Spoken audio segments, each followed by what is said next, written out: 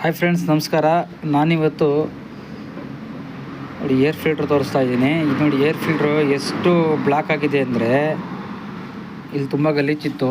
ನಾನು ತುಂಬ ಎಲ್ಲ ಕ್ಲೀನ್ ಮಾಡಿದ್ದೀನಿ. ಎಲ್ಲ ತುಂಬ ಡಸ್ಟ್ ಇತ್ತು, ಆದರೆ ಈ ವಿಡಿಯೋ ಮಾಡೋಕ್ಕಾಗಿಲ್ಲ. ನೋಡಿ ಎಷ್ಟು ಡಸ್ಟ್ ಇದೆ ಅಂದರೆ, ಈ ಥರ ಇದ್ದರೆ ನಿಮಗೆ ಮೈಲೇಜು ಬರೋಲ್ಲ, ಪಿಕಪ್ಪು ಇರೋಲ್ಲ.